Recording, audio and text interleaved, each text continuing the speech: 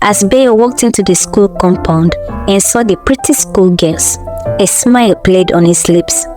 I think I'm going to enjoy my stay here. In the bustling city of Lagos, Nigeria, lived a handsome young man named Bayo. He was the only son of Madam Alice, a wealthy businesswoman who had lost her husband shortly before Bayo's birth. From the moment Bayo came into the world, he became Madam Alice's golden boy, her sole consolation in a life marked by loss. Madam Alice's house was a grand mansion in the exclusive Lekki Phase 1 area. The walls were adorned with expensive artwork, and imported furniture filled every room. It was in this lap of luxury that Bayo grew up, never wanting for anything. As Bayo grew up, it became clear that Madam Alice's love for her son had no bounds. Whatever Bayo wanted, he got. When he was just 5 years old, Bayo threw a tantrum in a toy store, demanding the latest video game console.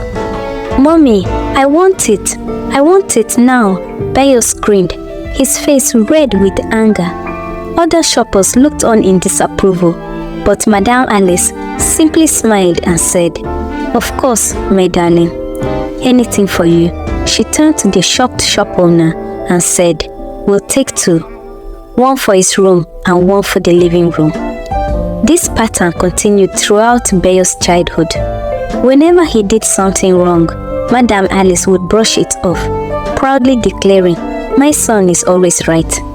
This unwavering support, while born from love, would set the stage for a series of events that would change their lives forever. One day, when Bayo was 10 years old, Madam Alice's friend Amina came to visit. Amina was a stern-looking woman with kind eyes who had known Alice since their university days. As they sat in the lavish living room, sipping expensive wine, Bayo burst in, demanding attention. "Mom, I want to go to Millennium Park next week. Book the tickets now," Bayo ordered, not even acknowledging Amina's presence. Madam Alice beamed at her son. "Of course, my prince. I make the bookings right away." As Bayo strutted out of the room, Amina couldn't hold her tongue any longer. "Alice, you are going to spoil this boy." Madam Alice's smile faded, replaced by a defensive frown. "What do you mean, Amina? I'm just showing my son how much I love him." Amina leaned forward, her voice soft but firm. "Love isn't about giving a child everything they want. It's about teaching them right from wrong, about preparing them for the real world." "The real world," Madam Alice scoffed. "My Bayo will never have to worry about the real world. I've made sure of that." Amina shook her head sadly. "Alice, listen to me. I've seen this before. Children who grow up like this, they struggle when they face real challenges. They don't know how to handle disappointment or failure." But Madam Alice, like she had done with many others who expressed similar worries, dismissed Amina's words. "Nonsense. My Bayo is perfect just the way he is. He'll never have to face failure because I'll always be there to make sure he succeeds." Amina left that day, her heart heavy with worry for both her friend and the young boy who was being set up for a hard fall. Little did she know that Amina's words would prove prophetic sooner than anyone could have imagined. When Bayo was 20, Madam Alice came home one day to find her househelp, Linda, crying uncontrollably in the kitchen. Linda was a young woman from a poor family who had been working for Madam Alice for about a year. She was hardworking and quiet, which was why her current state alarmed Madam Alice. "Linda, what on earth is the matter?" Madam Alice demanded, more annoyed than concerned. Through her tears, Linda managed to choke out, "Madam, he got me pregnant." For a moment, Madam Alice stood frozen, her mind refusing to process what she had just heard. Then, instead of listening to Linda or considering the possibility that her son might have done something wrong, Madam Alice flew into a rage. "How dare you!" she screamed, her face contorted with anger. "How dare you lie about my precious son?" Linda fell to her knees, pleading, "Please, madam, I'm not lying. I didn't want to." But he insisted, and I was afraid to lose my job. But Madame Alice wouldn't hear it. "You ungrateful witch. After all we've done for you, you're just trying to trap my son, aren't you? To get your hands on our money." After several minutes of this abuse, Madame Alice stopped, breathing heavily. She glared down at the sobbing Linda and spat out, "Get up. We're going to put an end to this nonsense right now." Without a second thought, Madame Alice called her personal doctor, Dr. Eze. "Doctor, I need you to perform a procedure." Reach deep into her and rip the bastard out. Then she turned to her driver, who had been watching the scene unfold with wide, fearful eyes. "Akin, take this girl to Dr. Eze's clinic now." As Linda was bundled into the car, still crying and now begging, "Please, madam, please don't do this." Madame Alice turned a deaf ear. In her mind, she was protecting her son, preserving the bright future she had always envisioned for him. As Linda underwent the painful procedure to terminate her pregnancy, she cried and cursed Bayo. "My God will punish you, Bayo," she sobbed. "You and your mother will know no peace for what you've done to me." This incident marked the beginning of a disturbing pattern. Over the next 2 years, Bayo impregnated Linda 3 times. Each time, Madame Alice cleaned up the mess, forcing Linda to terminate the pregnancies. She refused to see the monster her son was becoming, always finding ways to justify his action. "Boys will be boys," she would say to herself, willfully ignoring the pain and trauma she was inflicting on Linda and enabling in her son. After the 3rd incident, Linda finally gathered the courage to leave. As she packed her meager belongings, Madame Alice confronted her. "Where do you think you're going?" Madame Alice demanded. Linda, her eyes red from crying but her voice steady, replied, "I'm leaving, madam. I can't do this anymore. What you and your son have done to me is not right." Madame Alice's face hardened.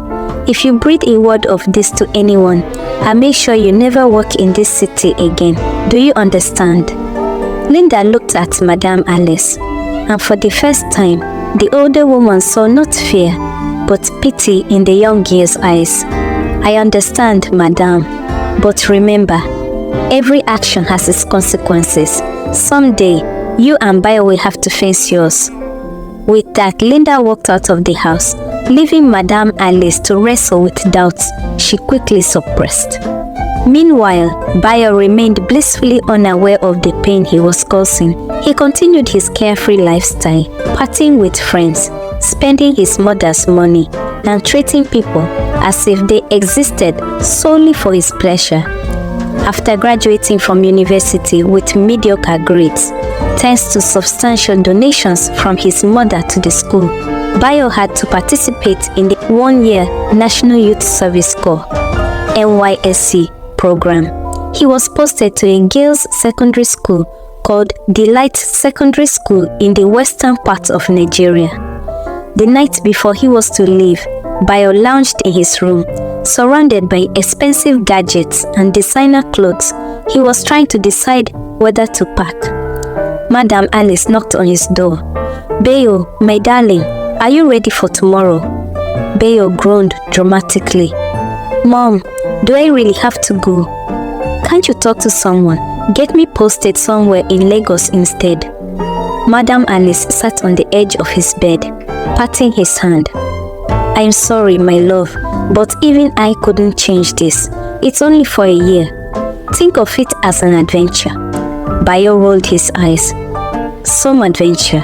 Stuck in the middle of nowhere, teaching a bunch of village girls." Now, Madame Alice chided gently. "It won't be that bad. And remember, you're my son. You can handle anything." As she left the room, Bayo flopped back on his bed, already plotting how to make his year of service as easy and pleasurable as possible. The next morning, as Bayo's driver loaded his numerous suitcases into the car, Madame Alice fretted over her son. "Are you sure you have everything, darling? Your ATM card, your new phone?" Bayo nodded impatiently. "Yes, Mom, I've got everything. Can we go now?" As they said their goodbyes, neither of them could have imagined how this year would change their lives forever. This was the first time Bayo would be far away from his mother, and the thought initially made him sad. However, his sadness quickly turned to excitement when he arrived at Delight Secondary School. As Bayo walked into the school compound and saw the pretty schoolgirls, a smile played on his lips. "I think I'm going to enjoy my stay here," he thought to himself, already plotting his next conquest. The school principal, Mr. Olu, a stern-looking man in his 50s, welcomed Bayo to the school. "Welcome to Delight Secondary School, Mr. Bayo. I trust you find your stay here both challenging and rewarding." Bayo put on his most charming smile. "Thank you, sir. I'm looking forward to making a positive impact." Mr. Olu nodded approvingly, unaware of the thoughts running through Bayo's mind. "Excellent. Let's get you settled in and then I'll show you to your class." After the necessary documentation was completed, Mr. Olu led Bayo to his assigned classroom. "You'll be teaching physics to our senior girls," Mr. Olu explained. "It's a critical subject for their final exams, so we're counting on you to prepare them well." Bayo's eyes lit up at the news. Physics was a subject he knew well from his university studies, and the thought of teaching it to senior girls only added to his excitement. As they entered the classroom, 30 pairs of eyes turned to look at them. Mr. Olu cleared his throat.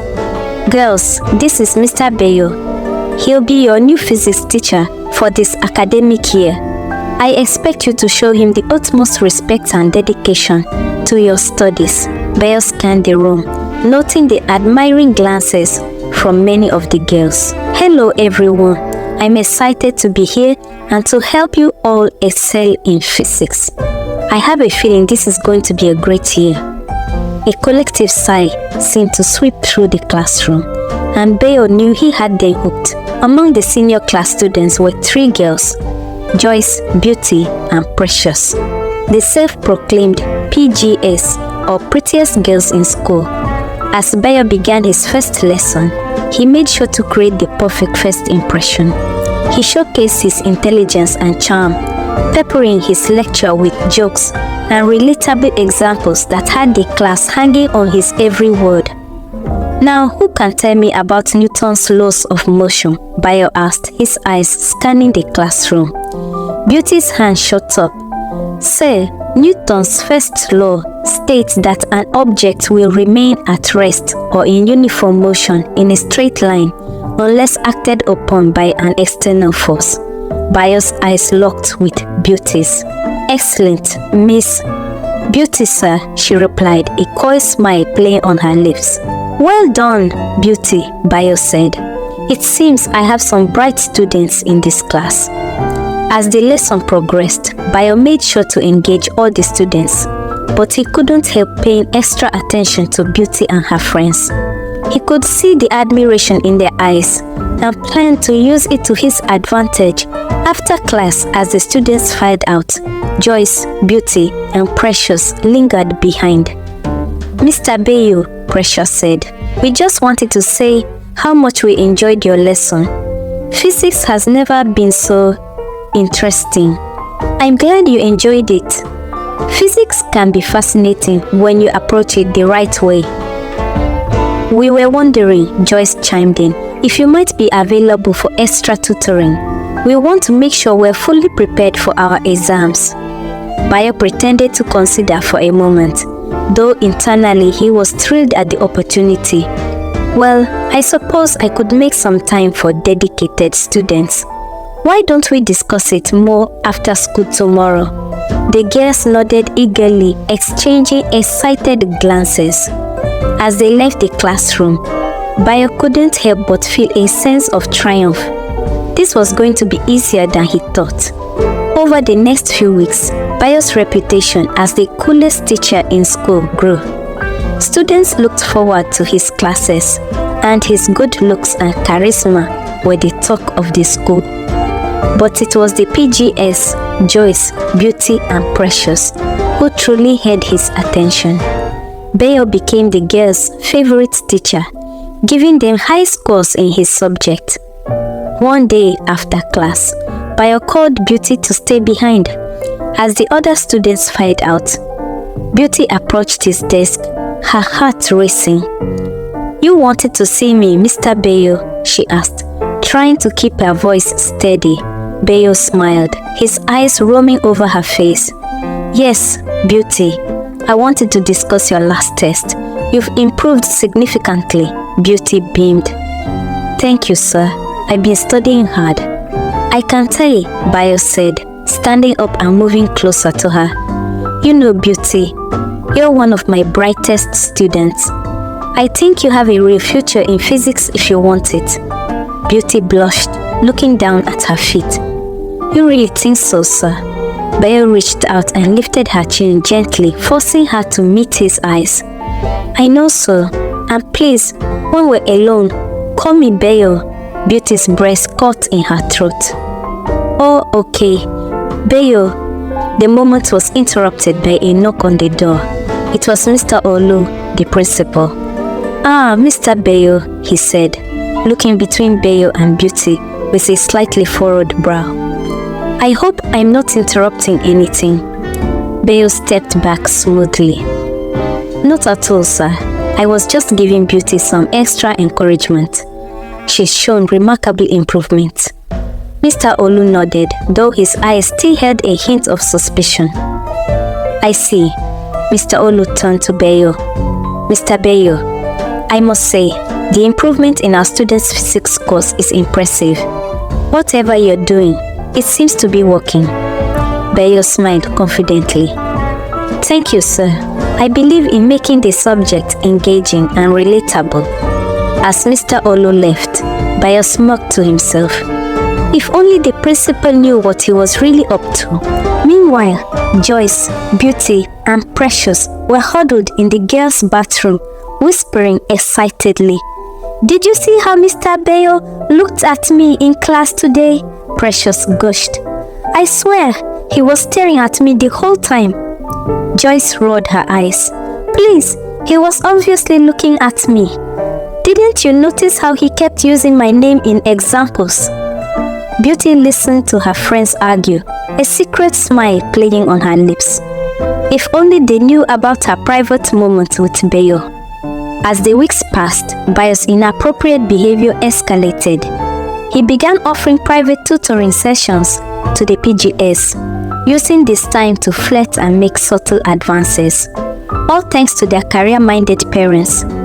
During one such session at Joyce's house, Bayo sat close to her on the couch, their thighs touching as they pored over a textbook.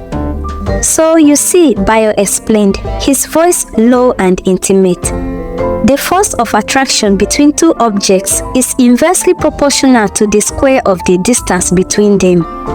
Joyce nodded, trying to focus on the words, but distracted by Bayo's proximity. "So, the closer they are, the stronger the attraction." Bayo turned to her, their faces inches apart. "Exactly. Can you feel it?" Joyce's breast hitched. I think so." Just then, Joyce's phone buzzed with a text from Beauty. "How's the study session going?" The moment broken, Joyce pulled back slightly. Maybe we should take a break." Bayo smiled, hiding his frustration. "Of course, we've covered a lot today." As Bayo left Joyce's house, he couldn't help but feel a thrill at the game he was playing. He had all three girls wrapped around his finger, each thinking she was special to him. One fateful day, during Miss Carroll's biology lesson, Joyce suddenly felt nauseous. She stood up abruptly. "Miss Carroll," she said, her face pale, "I don't feel well. May I be excused?" Before Miss Carol could answer, Joyce rushed out of the classroom. Concerned, Miss Carol continued her lesson, but her worry grew when, a few minutes later, Beauty also asked to be excused, followed shortly by Precious. After class, Miss Carol found the three girls in the bathroom, all vomiting profusely. "Girls," she said gently, "is everything all right? Should we go to the school clinic?" The three friends exchanged nervous glances before nodding silently. At the school clinic, Dr. Margaret, a kind-faced woman in her 40s, examined the girls one by one. As she finished with Precious, the last of the three, a grave expression settled on her face. "Girls," she said carefully, "I need to ask you something, and I want you to be honest with me. Is there any chance any of you might be pregnant?" The silence that followed was deafening. Dr. Margaret's suspicion had been correct. She sent their samples to the lab, and all three girls tested positive for pregnancy.